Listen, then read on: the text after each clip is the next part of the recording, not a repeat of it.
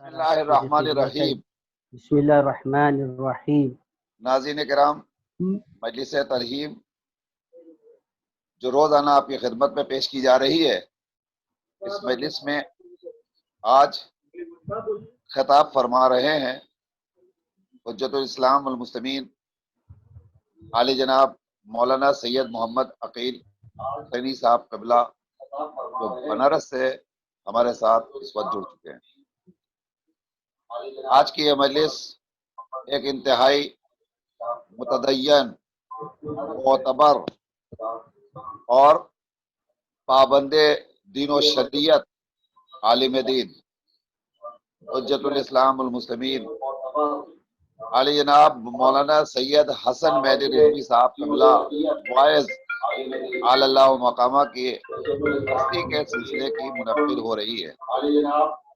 اس مجلس کو مسلسل ان کے فرزندان اپنے وطن اعظم گڑھ میں شان و شوکت کے ساتھ برپا کرتے تھے، مگر چونکہ یہ لاک ڈاؤن کا زمانہ ہے اور یہ مجبوریوں کا زمانہ ہے، اس مجبوری میں نہ بچے وطن جا سکتے، نہ مجلس پڑھنے کے لیے کسی عالم دین کو زحمت دی جا سکتی تھی، لہٰذا یہ طے پایا کہ ہم برسی کی مجلس زینبیہ چینل کے ذریعے نشر کریں گے تاکہ تمام افراد خاندان بھی سماعت کر سکیں اور ساتھ ساتھ مرحوم کو بہترین انداز میں ایصال ثواب بھی کیا جا سکے۔ لہذا اس مجلس میں حسب دستور ہم نے پیشخوانی کے لیے 2 شعراء کرام کو زحمت دی ہے۔ ابتدائے مجلس میں نذرانِ عقیدت پیش کریں گے اور اس کے بعد خطیب مجلس آپ کی خدمت میں حاضر ہو جائیں گے۔ میں آغاز مجلس میں، چونکہ ایک عالم دین کے ایصال ثواب کی مجلس ہے، لہذا یہیں سے آغاز کرنا چاہتا ہوں کہ جہاں میں قابل صد احترام ہے علماء، جہاں میں قابل صد احترام ہے علماء، بلند رتبہ و عالی مقام ہے علماء، خدا کا خلق پہ لطف دوام ہے علماء، افق پہ علم کے ماہ تمام ہیں علماء، افق پہ علم کے ماہ تمام ہے علماء، وہ جن کے نور کے آگے قمر بھی ماند لگے، وہ جن کے نور کے آگے قمر بھی ماند لگے، انہی کے علم سے دنیا کو 4 چاند لگے، انہی کے علم سے دنیا کو 4 چاند لگے۔ ہے علم عطر معطر گلاب ہیں علماء، ہے علم عطر معطر گلاب ہیں علماء، ہے علم بارش رحمت سحاب ہیں علماء، رہیں جہاں میں تو عالی جناب ہیں علماء، رہیں جہاں میں تو عالی جناب ہیں علماء، اٹھیں جہاں سے تو جنت معاب ہیں علماء، اٹھے جہاں سے تو جنت معاب ہیں علماء، ہمیں نجات کا رستہ یہی دکھاتے ہیں، ہمیں نجات کا رستہ یہی دکھاتے ہیں، انہی کے نقش قدم خلد لے کے جاتے ہیں۔ آئیے حضرات، ایک عالم دین کی برسی کی مجلس ہے، لہذا میں چاہتا ہوں کہ آغاز مجلس میں انہی کے فرزند ارجمند جناب باقر مہدی صاحب سے درخواست کروں کہ وہ بارگاہ اہل بیت اطہار میں منظوم خراج عقیدت پیش فرمائیں۔ گزارش کر رہا ہوں جناب باقر مہدی رضوی صاحب سے، جو اس وقت غازی آباد سے ہمارے ساتھ آن لائن ہیں، آپ کی خدمت میں حاضر ہیں۔ آپ سے درخواست ہے کہ ان کے استقبال میں آپ حضرات نعرہ صلوات ارشاد فرما دیں۔ اللہم صلی علی محمد وآل محمد۔ بسم اللہ۔ پہلے میں مشکور ہوں تمام مومن مومنات کا جو اس پروگرام میں حاضر ہیں، اور میں چند اشعار ثواباً پیش کر رہا ہوں کہ ملاحظہ فرمائیں۔ بسم اللہ۔ موت کہتی تھی مٹا دیں گے بہار زندگی، موت کہتی تھی مٹا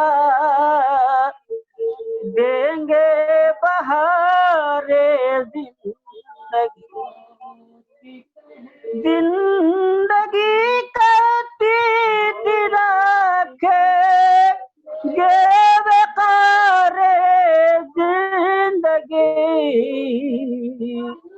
موت کہتی تھی مٹا دیں گے بہار زندگی ناصران شاہدی مقتل میں بھی ہے مطمئن سونپ کر شبیر کو گل اختیار زندگی موت کہتی تھی مٹا دیں گے بہار زندگی آکے پی لو کربلا کے دست میں آب بقا آکے پی لو کربلا کے دست میں آب بقا کوک سارے موت پر ہے آبشار زندگی موت کہتی تھی مٹا دیں گے بہار زندگی او کربلا ہم حسینی کا ہے محکم رابطہ کربلا ہے رہ گزر ہم رہ گزار زندگی موت کہتی تھی مٹا دیں گے بہار زندگی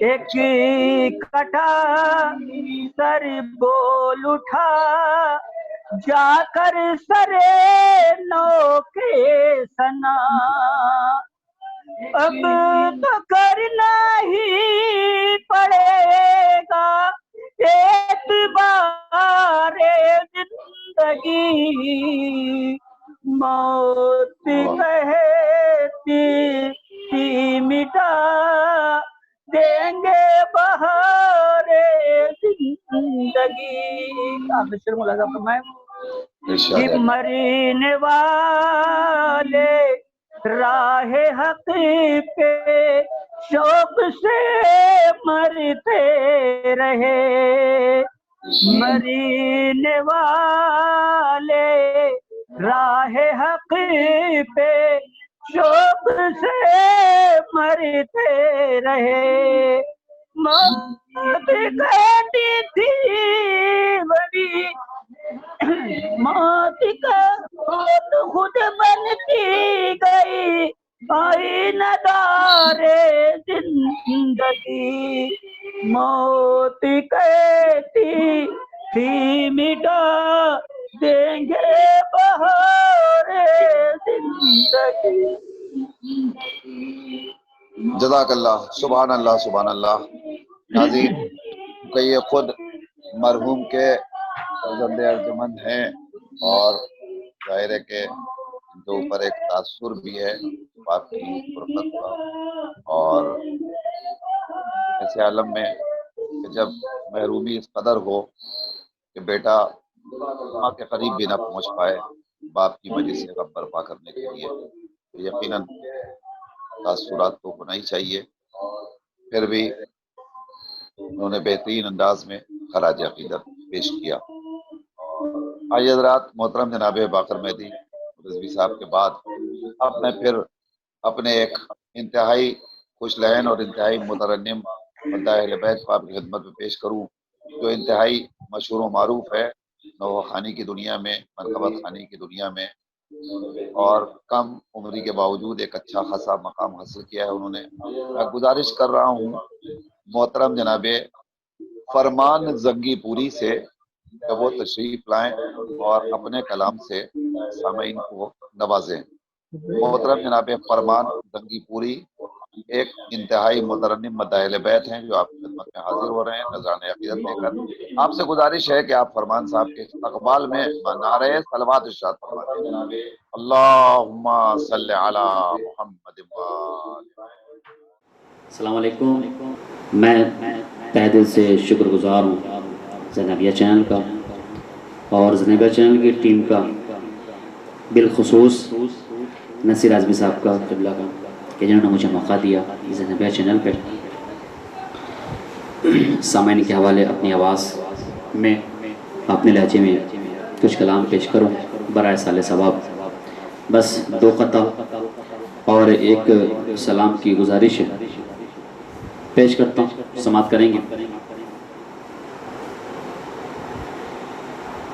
اے خدا دنیا میں گر زہرا کا گھر ہوتا نہیں، اے خدا دنیا میں گر زہرا کا گھر ہوتا نہیں، اے خدا دنیا میں گر زہرا کا گھر ہوتا نہیں،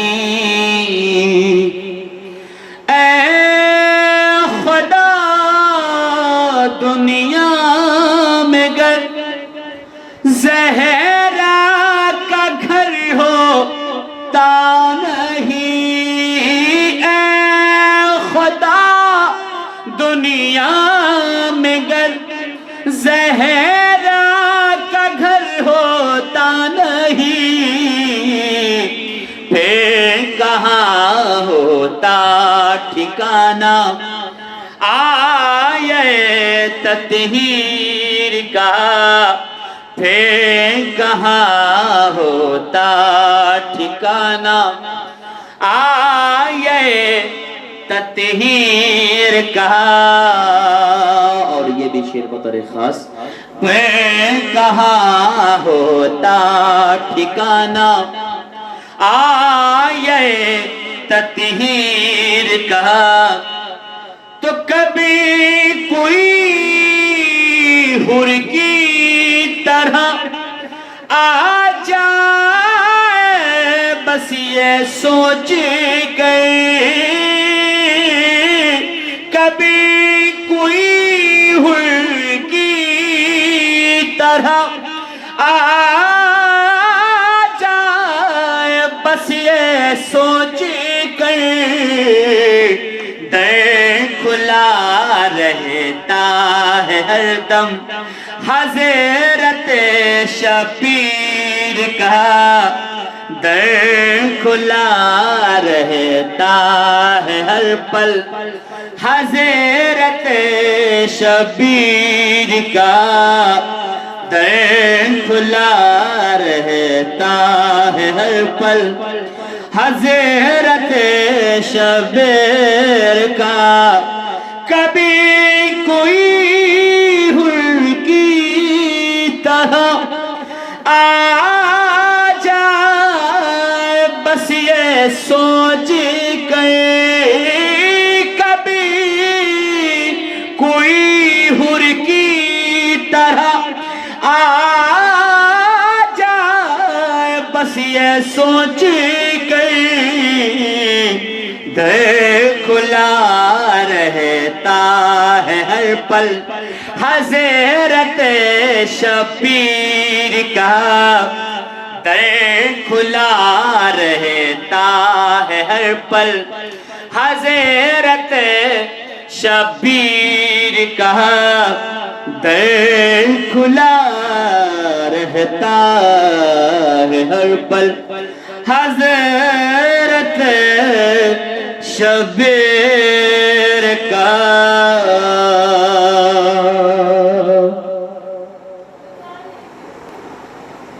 ایک قطع اور حاضر کرتا ہوں، اس کے بعد ایک مطلب چند شعر سلام کی پیش کروں گا، حاضر پیش کرتا ہوں۔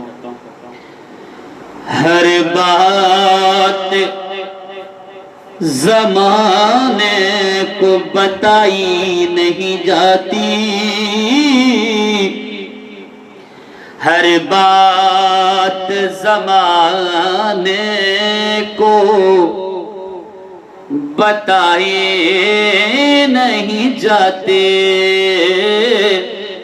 ہر بات زمانے کو بتائی نہیں جاتی، یہ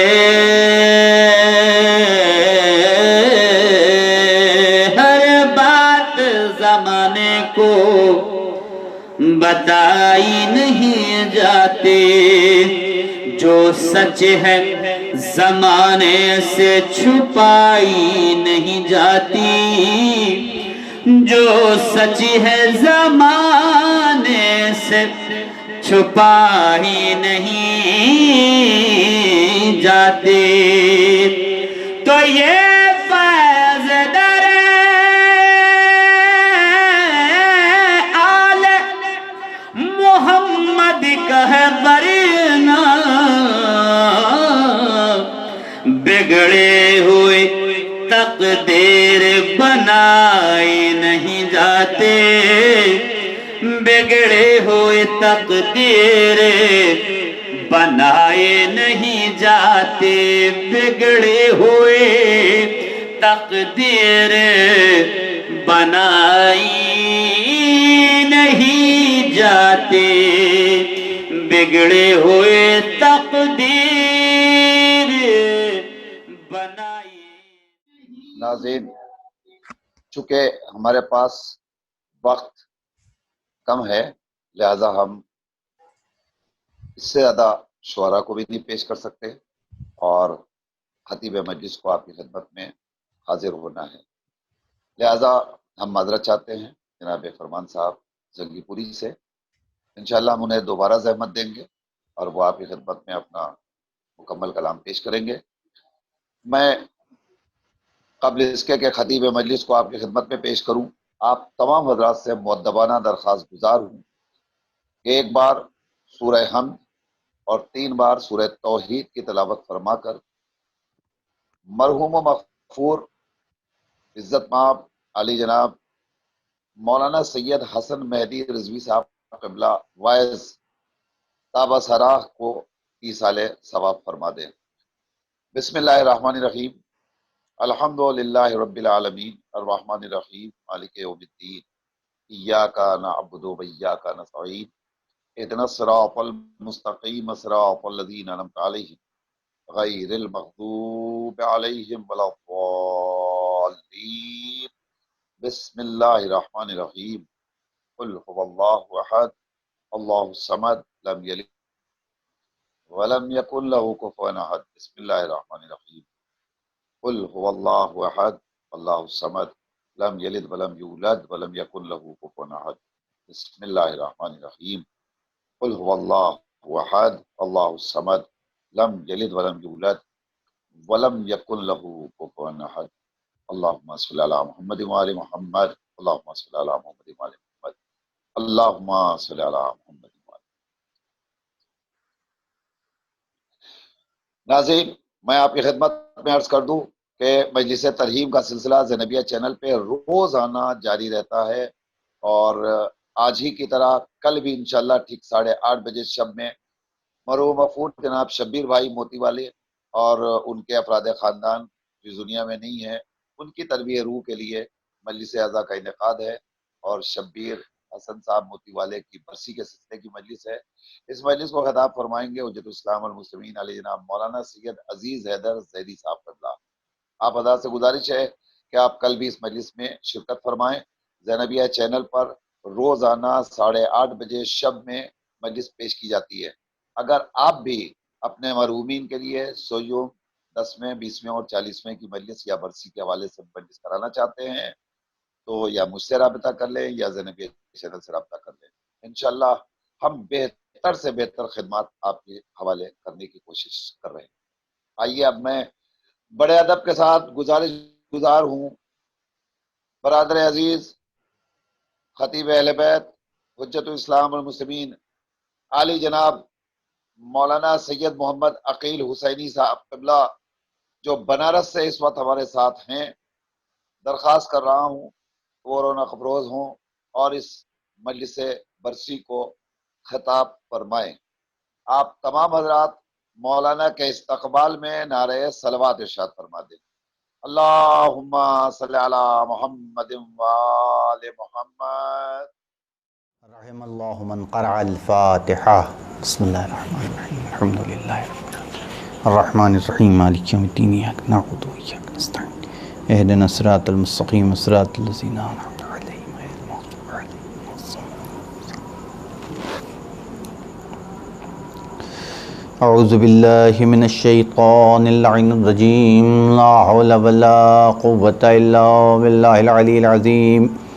بسم اللہ الرحمن الرحیم الحمد للہ رب العالمین بارئ الخلائق اجمعین والصلاة والسلام علی اشرف الانبیاء والمرسلین صاحب الحوض والکوثر والتاج والمغفر والخطبۃ والمنبر والوجہ الانور والخد الاقمر والجبین الازہر والحسب الاطہر والنسب الاشہر النبی الامی المکی المدنی القرشی الہاشمی الابتحی البتی التہامی الحجازی العربی الرسول المسدد المصطفى الامجد المحمود الاحمد مولانا مولا الکونین جد الحسن والحسین ابو القاسم محمد اللہم صلی علی محمد وآلہ الطیبین الطاہرین المعصومین الداعین الی سبیل اللہ بالحکمت وبالموعظۃ الحسنہ سیما بقیۃ اللہ العظم مولانا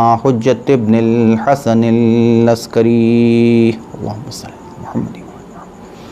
اما بعد فقد قال اللہ تعالی وتبارک فی قرآن المجید وفرقانہ الحمید وقولہ الحق۔ بسم اللہ الرحمن الرحیم الف لام میم ذالک الکتاب لا ریب فیہ ہدن للمتقین۔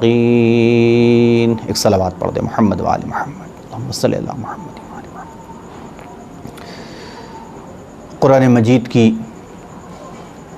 یہ آیہ کریمہ کہ جس کا تعلق سورہ بقرہ سے ہے اور یہ سورہ بقرہ کی ابتدائی آیت کہ جسے میں نے آپ کے سامنے عنوان کلام قرار دیا ہے، اس آیت کے اندر خداوند عالم اپنی کتاب کا تعارف پیش کر رہا ہے اور اپنی کتاب کو پہچنوا رہا ہے۔ کوئی بھی کتاب ہو، اگر آپ اس کتاب کو اٹھا کے دیکھیں گے، چاہے وہ کسی بھی موضوع کسی بھی سبجیکٹ پہ لکھی گئی ہو، اگر آپ اس کتاب کو اٹھا کے دیکھیں گے تو سب سے پہلے اس کتاب میں یہ بتایا جاتا ہے کہ اس کتاب کا لکھنے والا کون ہے۔ ہمارا اور آپ کا طریقہ کار بھی ہے کہ ہم جب کوئی کتاب خریدنا چاہتے ہیں اور بازار میں جاتے ہیں تو جس سبجیکٹ اور جس موضوع کے حوالے سے ہمیں کتاب خریدنی ہے تو ہم سبجیکٹ اور موضوع دیکھنے سے پہلے یہ دیکھتے ہیں کہ اس کتاب کا رائٹر کون ہے، اس کتاب کا لکھنے والا کون ہے، اس کتاب کا مصنف یا مؤلف کون ہے۔ کیوں؟ آخر ہم صرف موضوع دیکھ کر کے کتاب کیوں نہیں خریدتے؟ آخر مصنف کے بارے میں، رائٹر کے بارے میں، تالیف کرنے والے کے بارے میں، لکھنے والے کے بارے میں جاننا کیوں ضروری ہے؟ یہ انسان کی فطرت ہے کہ کلام کا اعتبار ٹکا ہوتا ہے متکلم کے کلام کے اوپر۔ ہم سب سے پہلے یہ دیکھتے ہیں کہ یہ جو کتاب لکھ رہا ہے اور جس سبجیکٹ پہ لکھ رہا ہے اس کی خود اپنی حیثیت کیا ہے اور اس کا خود اپنا اعتبار کیا ہے، یہ کتنا اتھارٹی ہے، یہ کتنا زیادہ اس سبجیکٹ اور اس موضوع کے اوپر حاوی ہے اور اس کا علم رکھتا ہے۔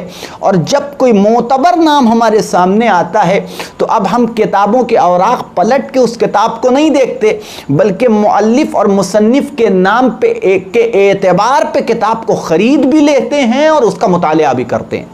تو اب قرآن بھی ایک کتاب ہے اور قرآن شروع ہو رہا ہے تو ابتدا میں خداوند عالم پہلے یہ بتا رہا ہے کہ اس کتاب کو پڑھنے سے پہلے یہ تو جان لو کہ اس کتاب کا لکھنے والا کون ہے اور اس کتاب کے لکھنے والے کا اعتبار کیا ہے، بلکہ خداوند عالم اپنا تعارف پیش کر رہا ہے کہ میری کتاب کو پڑھنے سے پہلے اس کتاب کے لکھنے والے کی اہمیت کا تو اندازہ کر لو۔ بسم اللہ الرحمن الرحیم، الحمدللہ رب العالمین، اور خدا اپنا تعارف کروا رہا ہے، الحمدللہ رب العالمین، ساری تعریف اس اللہ کے لیے ہے کہ جو عالمین کا رب ہے، ساری تعریف اس پروردگار کے لیے ہے کہ جو عالمین کا پالنے والا ہے۔ اور اس ایک پہلے فقرے کے اندر عجیب فصاحت و بلاغت اور عجیب معانی و مطالب و مفاہیم کا ایک سمندر ہے کہ جو پوشیدہ ہے۔ خدا کہہ رہا ہے ساری تعریف اس اللہ کے لیے کہ جو عالمین کا پالنے والا ہے۔ اب دیکھیں یہاں بنیادی ترین سوال کہ جو پیدا ہوتا ہے وہ یہ ہے کہ خداوند عالم نے جو اپنی صفت بیان کی ہے وہ یہ بیان کی ہے کہ میں رب العالمین ہوں، یعنی کیا مطلب؟ عالمین کا پیدا کرنے والا نہیں، عالمین کا پالنے والا۔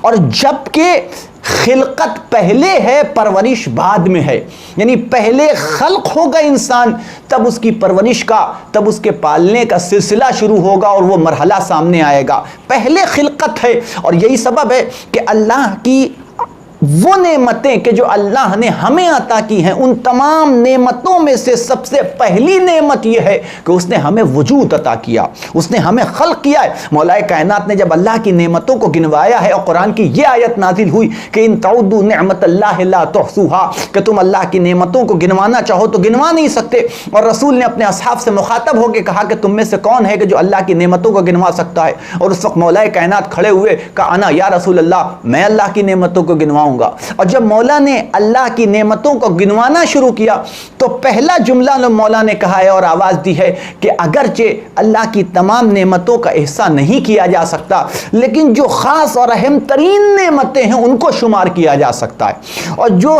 سب سے پہلی نعمت مولا کائنات نے گنوائی ہے اللہ کی کہ جو انسان سے متعلق ہوتی ہے اور انسان سے تعلق پیدا کرتی ہے، وہ یہی ہے کہ مولا فرماتے ہیں کہ ہم قابل ذکر کچھ نہ تھے، وہ ہمیں عدم سے وجود میں لے آیا۔ اس نے ہمیں زیور خلقت سے آراستہ کیا، اس نے ہمیں پیدا کیا۔ تو سب سے پہلی نعمت یہ ہے کہ خدا نے ہمیں وجود عطا کیا، خدا نے ہمیں خلق کیا ہے، خدا نے ہمیں پیدا کیا ہے۔ تو خلقت پہلے ہے اور پرورش اور ربوبیت کا سلسلہ بعد میں ہے۔ اور خدا قرآن کو شروع کر رہا ہے تو ہمارے جیسے کم فہم افراد اور کم علم افراد ہم تو یہی سوچیں گے کہ اللہ کو چاہیے تھا کہ یہ کہتا کہ الحمدللہ خالق العالمین، ساری تعریف اس اللہ کے لیے ہے کہ جو عالمین کا خلق کرنے والا ہے۔ لیکن خداوند عالم نے اپنی خالقیت کا تذکرہ نہیں کیا بلکہ اپنی ربوبیت کا ذکر کیا۔ الحمدللہ رب العالمین، ساری تعریف اس اللہ کے لیے ہے کہ جو عالمین کا پالنے والا ہے، پرورش کرنے والا ہے۔ میرے معبود، تو نے خلقت کا تذکرہ کیوں نہیں کیا؟ اپنی خالقیت کی صفت کو کیوں نہیں بیان کیا؟ اور اپنی ربوبیت کا تذکرہ کیوں نہیں کیا؟ عجب نہیں کہ قدرت جواب دیتی ہوئی نظر آئے کہ پیدا کرنا آسان ہوا کرتا ہے، پرورش کرنا مشکل ہوا کرتا ہے۔ ایک صلوات پڑھ دے محمد و آل محمد پر۔ اللہم صلی علی محمد و آل محمد۔ الحمدللہ رب العالمین، وہ اللہ وہ ہے، وہ خدا وہ ہے، وہ پروردگار وہ ہے کہ جو عالمین کا پالنے والا ہے، پرورش کرنے والا ہے۔ اور عزیزان گرامی دیکھیے، یہ پرورش ایک ایسا مرحلہ ہے کہ جس کا تعلق ہر انسان سے ہے کہ جب انسان صاحب اولاد ہوتا ہے اور بچہ عالم وجود میں آتا ہے تو اس کی پرورش کی ذمہ داری ماں باپ کے حوالے ہوتی ہے، اور یہ ماں باپ اس بچے کی پرورش کرتے ہیں۔ لیکن آپ کہیں بھی چلے جائیے اور کسی بھی ماں باپ کو دیکھیے، پرورش کرنے کا ایک پیریڈ ہوتا ہے۔ پرورش کا اگر معنی آپ لغت میں دیکھیں گے اور ڈکشنری میں تلاش کریں گے تو آپ کو جو مجموعی طور کے اوپر تربیت کا اور پرورش کا معنی نکل کے سامنے آئے گا وہ یہ ہے کہ تربیت یعنی کسی کی ضرورتوں کا پورا کرنا، کسی کی احتیاج کا پورا کرنا، یہ ہے تربیت کرنا، اور یہ ذمہ داری ماں باپ کی ہے۔ اب کوئی بھی ماں باپ ہو ایک عمر تک بچے کی ضرورتوں کو پورا کرتے ہیں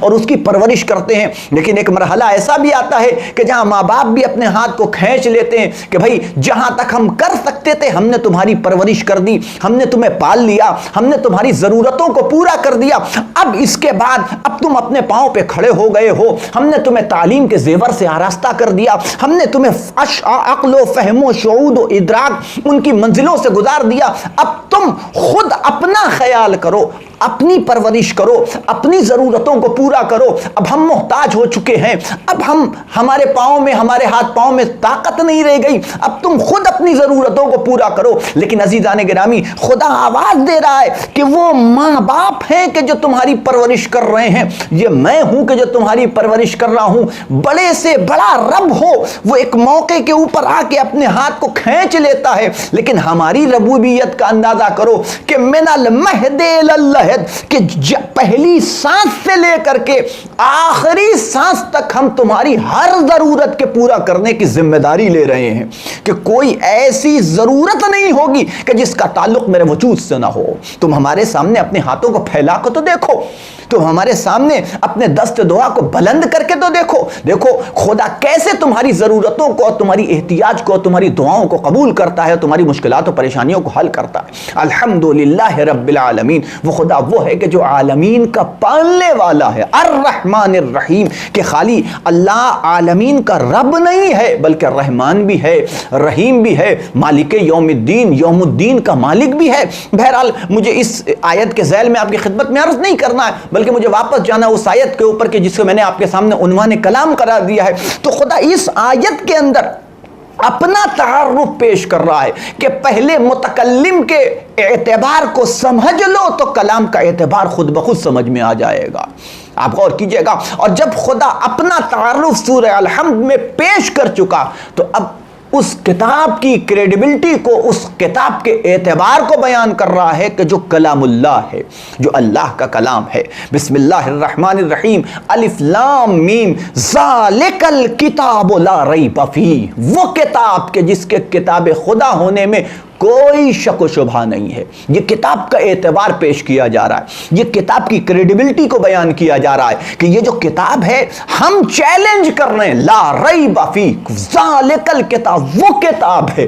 اب اگر آپ تفسیر دیکھیے گا تو یہاں پہ بھی جو فقرہ ہے، جو پہلا فقرہ ہے، وہ بھی عجیب معنی خیز ہے، ذالک الکتاب، وہ کتاب۔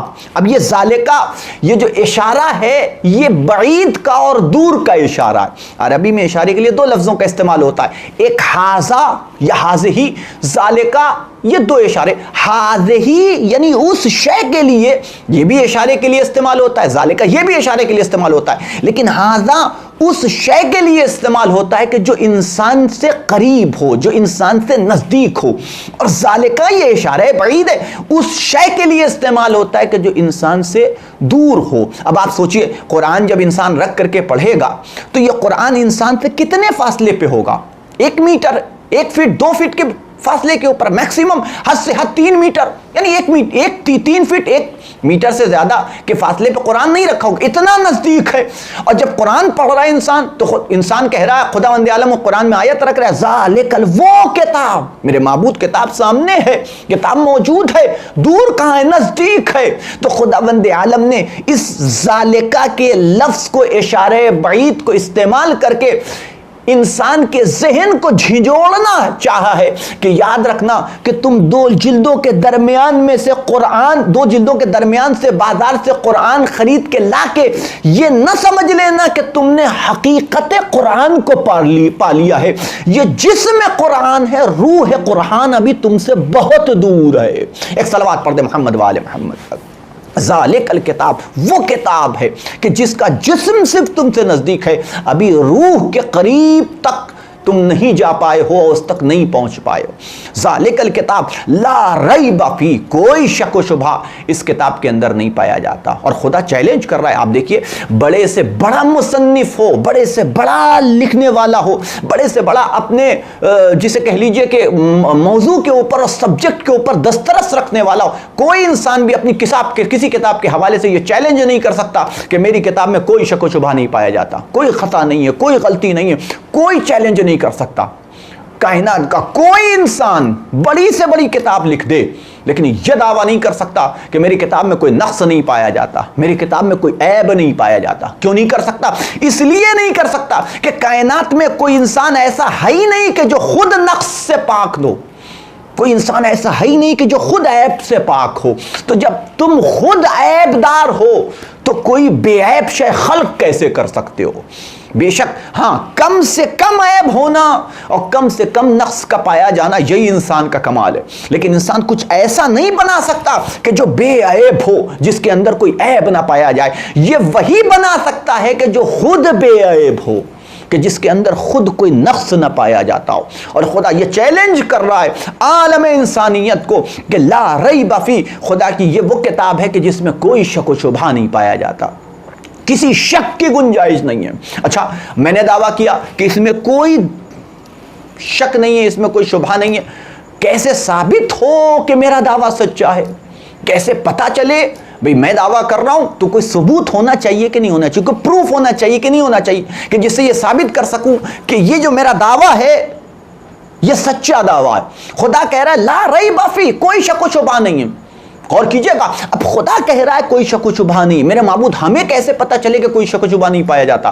خدا نے فوراً کہا لا ریب فی، کوئی شک و شبہ نہیں ہے، اور آگے بڑھ کے آیت نے کہا ان کنتم فی ریب مما نزلنا علی عبدنا فاتوا بسورۃ من مثلہ، اور اگر تمہیں ہماری کتاب کے حوالے سے کہ جسے ہم نے اپنے بندے پہ نازل کیا ہے کسی طرح کا شک و شبہ ہو، فاتوا بسورۃ من مثلہ، تو اس کے جیسی ایک سورت کا جواب لا کے دکھاؤ، اس کی جیسی ایک سورت بنا کر کے دکھاؤ، فاتوا بسورۃ من مثلہ۔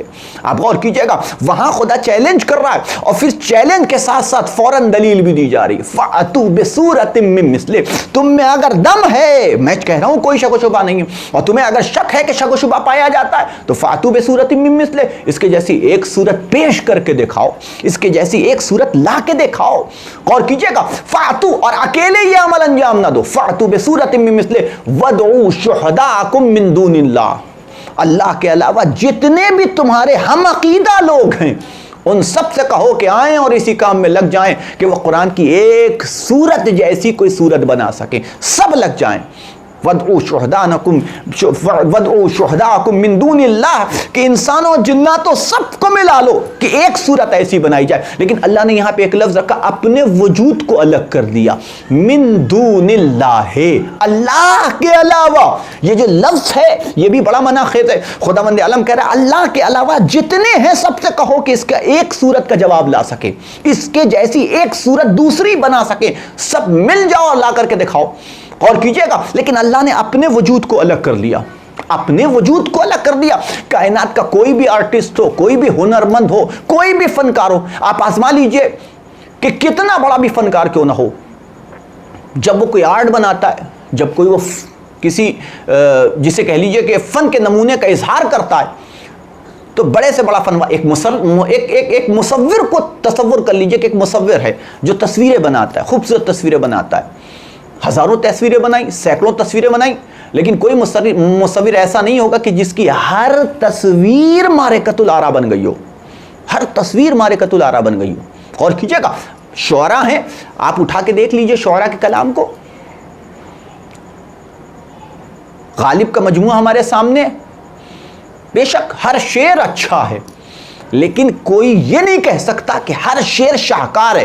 اچھا ہونا اور شاہکار ہونے کے درمیان میں زمین آسمان کا فرق پایا جاتا ہے۔ اچھا ہونا الگ شے ہے اور شاہکار ہونا یہ الگ شے کا نام ہے، کہا ڈھیروں ہے، لیکن ہر شعر ہر مصرع شاہکار نہیں بنا۔ غور کیجئے گا. اور یہ دلیل ہے اس بات کی، نہ بننا اس بات کی دلیل ہے کہ بنانا بھی انسان کے بس میں نہیں تھا. جو انسان نے بنا دیا، اب جو کچھ ہے وہ یہی ہے اس کے پاس. اب اگر وہ پھر سے واپس بھی آ جائے تو اس سے بہتر بنانا اس کے بس میں نہیں ہے. اور اگر بہتر بنانا اس کے بس میں ہوتا تو کئی نمونے ہمارے سامنے ہوتے. یہ نمونوں کا سامنے نہ ہونا اس بات کی دلیل ہے کہ جو اس نے بنا دیا یہ اس کی حد تھی، یہ اس کی لمٹ تھی، یہ اس کی کیپیسٹی تھی. اب وہ اس سے زیادہ کچھ بھی نہیں پیش کر سکتا ہے. لیکن خداوند عالم نے اس آیت میں اپنے وجود کو الگ کر دیا. فاتو بصورت من مثلہ، ایک صورت کا جواب لا سکتے ہو تو لے آؤ. وادعوا شہداءکم من دون اللہ، اور یہ یاد رکھنا کہ ہمارے علاوہ جتنے تمہارے سب ہم عقیدہ ہیں ان سب کے ساتھ مل کر کے اس ایک صورت کا جواب لانے کی کوشش کرو. من دون اللہ، اللہ کے علاوہ. یعنی خدا اپنے اختیار کو بنا رہا ہے. یہ نہ سمجھنا کہ میں بھی جواب نہیں لا جا سکتا، میں بھی اس جیسی آیت کو نہیں بنا سکتا. نہیں، یہ میرے اختیار میں ہے کہ اگر یہ کلام میں پیش کر رہا ہوں تو میں کئی کلام اس کے جیسے پیش کر سکوں. اور اللہ نے ایک اپنی قدرت کا اور اپنے کمال کا نمونہ پیش کیا کہ تم کلام کا ہم اگر شخصیت بھی بناتے ہیں تو قرآن جیسی بناتے ہیں. اور ایک دو نہیں، جیسے قرآن تسلسل کے ساتھ 30 پاروں تک جاتا ہے، یہ شخصیتیں 14 خاندانی قسموں کے اوپر منتقل ہوتی ہیں کہ یہاں 14 خاندان کے افراد ہمارے سامنے نظر آتے ہیں کہ جن کا ایک ایک کا کردار ملا کر کے دیکھا جائے تو دوسرے کے کردار سے ملتا ہوا نظر آتا ہے. جیسا پہلا محمد، اور یہی وجہ ہے کہ نبی نے ارشاد فرمایا اولنا محمد و اوسطنا محمد و آخرنا محمد و کلنا محمد، کہ ہمارا پہلا بھی محمد ہے، ہمارا درمیانی بھی محمد ہے، ہمارا آخری بھی محمد ہے. کلنا محمد، ہم سب کے سب محمد ہیں. یہ نبی نام نہیں بتا رہے ہیں بلکہ کردار کی ضمانت لے رہے ہیں. یہ کردار کی ضمانت لی جا رہی ہے کہ یہ نہیں کہا جا رہا ہے کہ سب کا نام محمد ہے. نہیں، یہ نبی جیسا کردار پہلے محمد کا ہے ویسے ہی دوسرے محمد کا ہے، ویسے ہی تیسرے محمد کا ہے، ویسے ہی آخری محمد کا ہے. یعنی تسلسل کے ساتھ وہ کردار جا رہا ہے کہ جو کردار محمدی ہے. ایک صلوات پڑھ دے محمد والے محمد پر. اور کیجئے گا تو خدا آواز دے رہا ہے کہ تم میں اگر دم ہے تو اس کے جیسی ایک صورت لا کے دکھاؤ. یہ ہے خدا کا قرآن، لا ریب فیہ، کہ جس میں کوئی شک و شبہ نہیں پایا جاتا. اور اب کوئی بھی قرآن، کوئی بھی کتاب ہو، اس کا ایک مخاطب ہوتا ہے. ہر کتاب ہر ایک کے لیے نہیں ہوتی. اگر کوئی سائنس کا اسٹوڈنٹ ہے تو جو کتاب اس کے لائق کی ہے وہ وہی ہوگی کہ جو سائنس کے سبجیکٹ پہ لکھی گئی ہو. جو کتاب علم فلسفے پہ لکھی گئی ہے وہ انہی اسٹوڈنٹس کے کام آئے گی کہ جن کا تعلق فلسفی سے ہو. اگر کوئی کتاب علم فقہ پہ لکھی گئی ہے تو وہی اس سے مستفید ہو سکتے ہیں کہ جو اس کتاب، وہ اس علم کے رکھنے والے ہیں اور اس سبجیکٹ کے اسٹوڈنٹ ہیں، وہی اس سے فائدہ اٹھا سکتے ہیں. تو اب قرآن بھی ایک کتاب ہے، تو ہر کتاب کا موضوع ہوتا ہے. تو قرآن کا موضوع کیا ہے؟ قرآن کا سبجیکٹ کیا؟ کس سبجیکٹ میں ہے قرآن؟ یہ ایک سوال بنتا ہے کہ نہیں بنتا؟ اور یہ سبجیکٹ، یہ موضوع ہمیشہ کتاب کے ابتدا میں بیان کیا جاتا ہے کہ یہ کتاب کس سبجیکٹ میں ہے، کس موضوع میں ہے. اور خدا ابھی قرآن کو شروع کر رہا ہے اور یہیں پہ قرآن کے سبجیکٹ اور موضوع اور اس کے مخاطب تینوں کو بیان کر رہا ہے کہ لا ریب فیہ ذالک الکتاب لا ریب فیہ، یہ وہ کتاب ہے کہ جس میں کوئی شک و شبہ نہیں پایا جاتا. اور فوراً یہ بتایا جا رہا ہے کہ اس کا موضوع کیا ہے. ہدن، یہ کتاب ہدایت ہے. اس کتاب کا سبجیکٹ، اس کتاب کا موضوع ہے ہدایت. اور اب مخاطب بھی بتایا جا رہا ہے. تو کیا ہر ایک قرآن سے ہدایت پا سکتا ہے؟ کیا ہر ایک قرآن سے ہدایت طلب کر سکتا ہے؟ کیا ہر ایک قرآن سے مستفید ہو سکتا ہے؟ نہیں، ایسا نہیں ہے. بلکہ قرآن نے قید لگا دی، ہدن للمتقین. یہ ہدایت ہے مگر صرف صاحبان تقوی کے لیے، صرف صاحبان تقوی کے لیے. یعنی قرآن سے حقیقتاً واقعاً اگر کچھ لوگ کے جو مستفید ہو سکتے ہیں انہیں صاحبان تقوی کہا جاتا ہے، انہیں متقی کہا جاتا ہے. اب دوسرا سوال اٹھتا ہے کہ بھئی یہ متقیوں کے لیے کتاب لکھی گئی ہے تو متقی ہیں کون؟ ان کا تعارف کیا ہے؟ ان کی پہچان کیا ہے؟ ان کی خصوصیات کیا ہیں؟ ان کے اندر پائی جانے والی کوالٹیز کیا ہیں؟ خدا فوراً متقی کی صفات کو بھی بیان کر رہا ہے، فوراً متقی کے کوالٹی کو بیان کر. ہدن للمتقین الذین یؤمنون بالغیب. پہلی صفت بیان کی گئی ہے کہ متقی وہ ہے کہ جو غیب پہ ایمان رکھتا ہو. دیکھ کے ماننے والے تو بہت مل جائیں گے, متقی وہ ہوتا ہے کہ جو دل کی آنکھوں سے دیکھ کر کے ایمان لے آتا. ایک صلوات پڑھ دے محمد و آل محمد پر. پہلی صفت بیان کی گئی کہ ہدن للمتقین الذین یؤمنون بالغیب, کہ وہ غیب پہ ایمان رکھنے والے ہیں. الذین یؤمنون بالغیب ویقیمون الصلاۃ, اور جہاں ایمان کا تذکرہ وہی عمل کا بھی تذکرہ ہے. ویقیمون الصلاۃ, کہ نمازوں کے قائم کرنے والے ہیں. اب آپ غور کیجئے گا کہ الذین یؤمنون بالغیب ویقیمون الصلاۃ, اب جو تیسری صفت بیان کی گئی وہ بہت اہم ہے. خداوند عالم نے کہا ٹھیک ہے کیا متقی, اب دیکھیے ہمارا متقی اور اللہ کے متقی کے درمیان میں کتنا زمین آسمان کا فرق ہے. ہم بھی لوگوں کو متقی, بلا صاحب بہت متقی ہیں, بلا فلاں صاحب بڑے اللہ والے ہیں, یہ ہمارا تعارف ہے. بھی کیا ثبوت ہے اور کیا دلیل ہے آپ کے پاس کہ وہ متقی ہیں, وہ اللہ والے ہیں؟ کیا ثبوت ہے اور کیا دلیل ہے کہ وہ اللہ والے ہیں؟ کیسے پتہ چلے؟ کبھی پانچوں وقت کے نمازی ہیں, مسجد میں بیٹھ کے نماز پڑھتے ہیں, صبح کی نماز میں مسجد میں حاضر رہتے ہیں, ظہرین میں اول وقت مسجد میں جماعت سے نماز پڑھتے ہیں, 30 دن کا روزہ رکھتے ہیں, یہ پہچان ہے ہمارے نزدیک. ماتھے پہ گھٹا پایا جاتا ہے, چہرے پہ داڑھی پائی, یہ تعارف پیش کیا جا رہا ہے. بے شک یہ سارے صفات متقی کے ہیں, اس میں کوئی دو رائے نہیں ہے, لیکن صرف یہی صفات متقی کے نہیں ہیں, بلکہ ایک اور خصوصیت ہے کہ جسے خداوند عالم نے قرآن کی ابتدا میں ہی بیان کر دیا کہ کسی غلط فہمی نہ رہ جانا کہ صرف نماز پڑھنے والا متقی ہوتا ہے, صرف روزہ رکھ لینے والا متقی ہوتا ہے, صرف ماتھے پہ گھٹا بنا لینے والا متقی نہیں. ایک پہچان متقی کا اور بھی ہے. یہ یاد رکھنا کہ دو خصوصیت ہے, دو چیزیں ہیں کہ جو انسان کے اندر پائی جانی چاہیے. دو حق ہیں کہ جو انسان کو ادا کرنا ہے. پہلا حق اللہ کا حق ہے کہ وہ اللہ کا حق ہر انسان کو ادا کرنا ہے, اور دوسرا حق ہے بندوں کا حق ہے. اور یہی ان دونوں حقوق کے ادا کرنے والے کو متقی کہا جاتا ہے. اور قرآن کی ابتدا میں خداوند عالم متقی کا تعارف اور اس کی پہچان بیان کرو. ہدن للمتقین, پہلی صفت الذین یؤمنون بالغیب, غیب پہ ایمان رکھتے ہیں, ویقیمون الصلاۃ, نمازوں کے قائم کرنے والے. تیسری صفت بیان کی ومما رزقناہم ینفقون, اور جو اللہ انہیں رزق عطا کرتا ہے یہ اکیلے نہیں کھاتے بلکہ اللہ کے دیے ہوئے رزق میں سے کچھ محتاجوں اور ضرورت مندوں کو انفاق بھی کر دیا کرتے ہیں, انہیں بھی عطا کر رہے. یعنی انہیں صرف اپنا ہی خیال نہیں ہے بلکہ اپنوں کا بھی خیال ہے, ان کو پڑوسیوں کا بھی خیال ہے. وہ محتاجوں کی احتیاج اور ضرورت مندوں کی ضرورت کو پورا کرنے والے ہیں. اور جب تک یہ دونوں چیزیں نہ جمع ہوں وہ ہمارا اور آپ کا تو متقی ہو سکتا ہے, اللہ کا متقی نہیں ہو سکتا. ایک صلوات پڑھ دے محمد و آل محمد پر.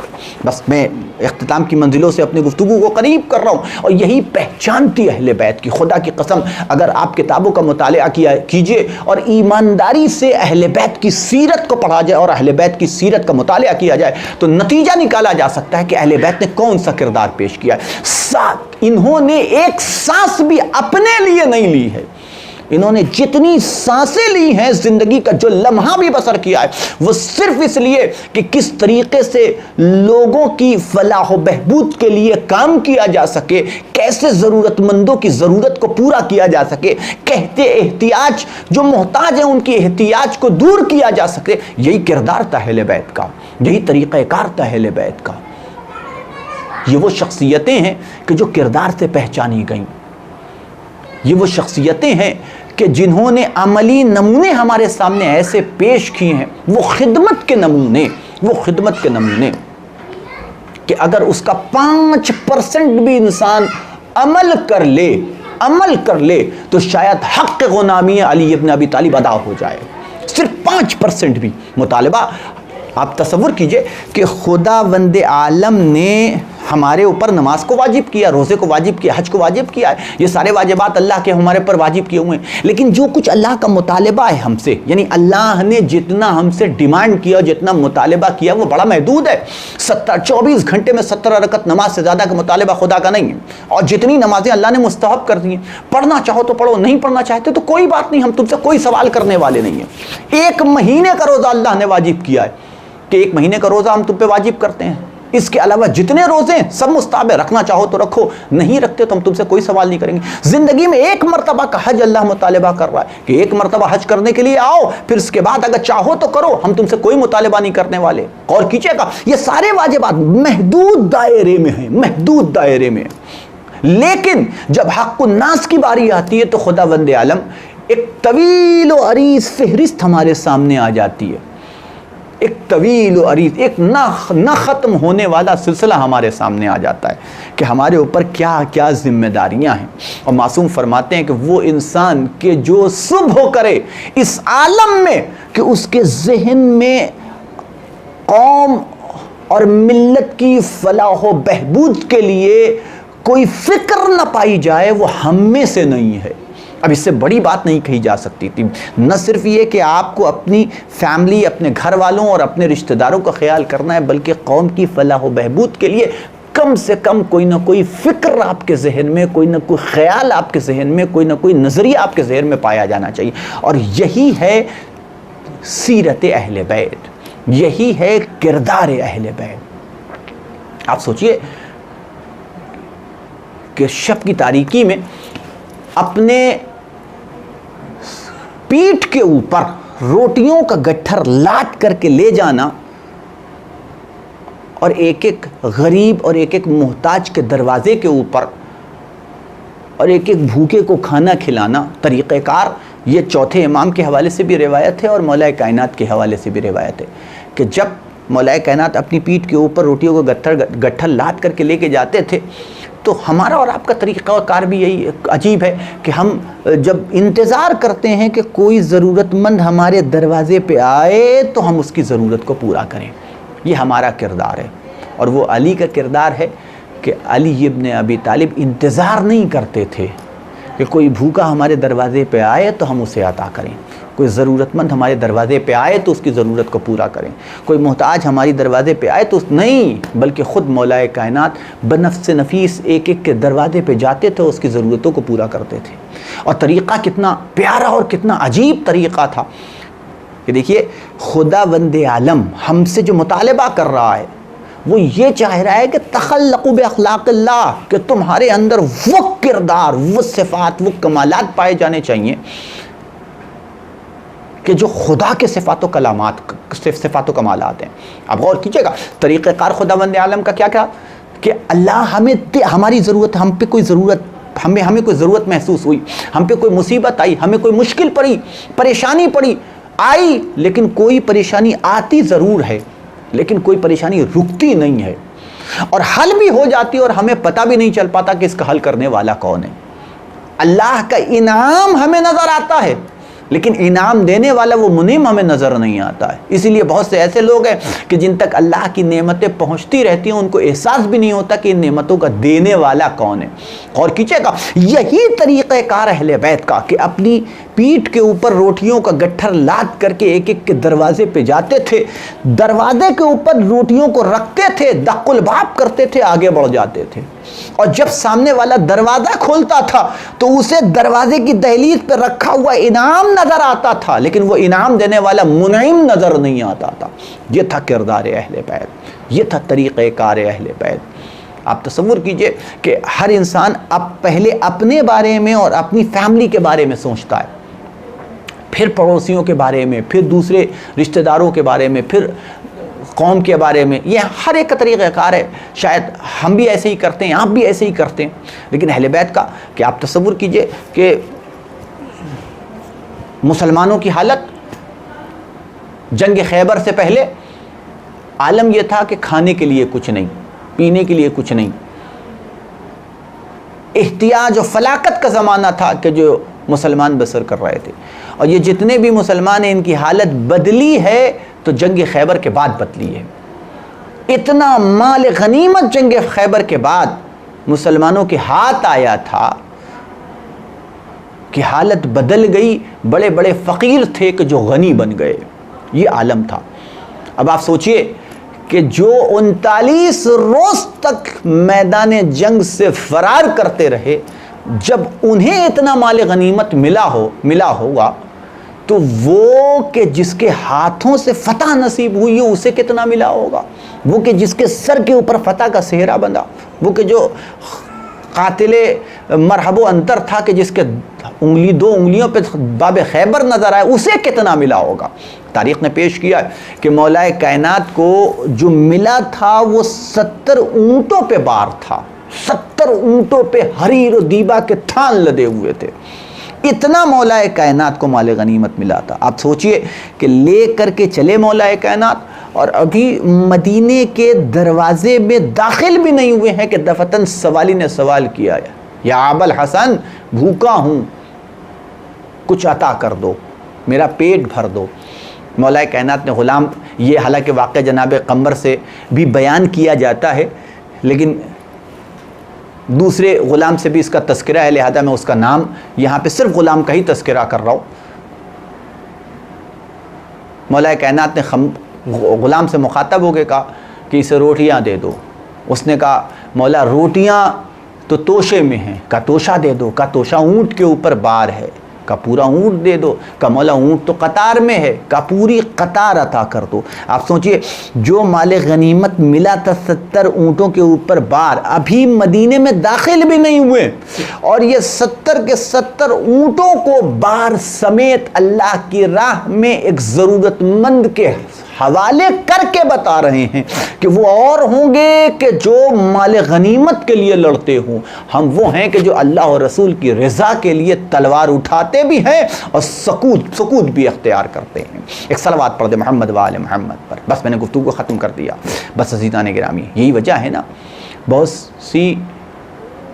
سی انسان کے خصوصیتیں اور بہت سے صفات و کمالات ایسے ہیں کہ جو موت کے بعد کھل کے سامنے آتے ہیں. تاریخ نے لکھا ہے، بس 2-4 جملے مصائب کے اور اب کی زحمت تمام کر دی. تاریخ نے لکھا ہے کہ جب مولا کائنات کے سر پہ ضربت لگی ہے، کوفے میں ایک کوہرام برپا ہو گیا. نہ جانے کتنے یتیم تھے کہ علی ان کی سرپرستی کرتے تھے، نہ جانے کتنے ضرورت مند اور محتاج تھے کہ جن کے گھروں تک علی کھانا پہنچایا کرتے تھے. اور جب 21 رمضان آئی ہے اور مولا اس دنیا سے رخصت ہو گئے اور حسن حسین جب جناب مولا کائنات کو دفن کر کے واپس آ رہے تھے کہ دفتن ایک خرابے سے کسی محتاج و ضرورت مند کے رونے کی آواز سنائی دی. امام حسن اپنا غم بھول گئے. باپ کی سیرت دوڑ کے پہنچے تو کیا دیکھا کہ ایک مفلوج انسان، ایک مفلوک انسان، ایک اپاہج انسان، ایک نابینا بیٹھا ہوا ہے کہ جو گریہ کر رہا ہے، آنسو بہا رہا ہے. امام حسن نے سوال کیا، بھائی کیوں رو رہے ہو؟ کیا سبب ہے گریہ کرنے کا؟ اس نے جواب دیا کہ 3 دن ہو گئے اور میں نے کچھ کھایا نہیں ہے، میرے شکم تک غذا نہیں پہنچی، میں 3 دن سے بھوکا ہوں. مولا نے سوال کیا کہ تم اس خرابے میں رہتے ہو، اس خرابے میں تمہارے لیے غذا کا انتظام کون کرتا ہے؟ کہ ایک شخص ہے کہ جو ہر روز میرے لیے کھانا لایا کرتا تھا.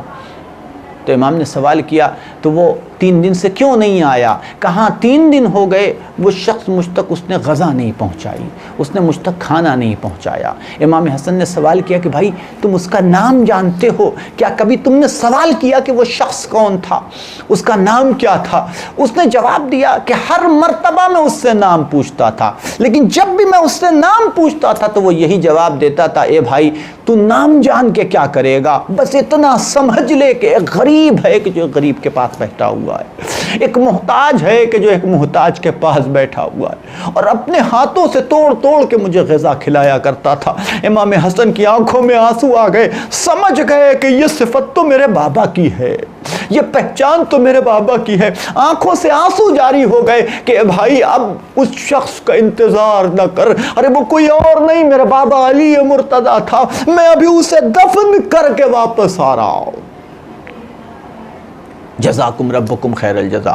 خدا بند عالم آپ کو کسی غم میں نہ رلائے. بس یہ ایک منظر آپ نے دیکھا اور ایک منظر اور آپ کی زحمت تمام. بس عزیزو ایک منظر تاریخ نے پیش کیا کہ کیا سلوک تھا اہل بیت کا اپنے دشمنوں کے ساتھ.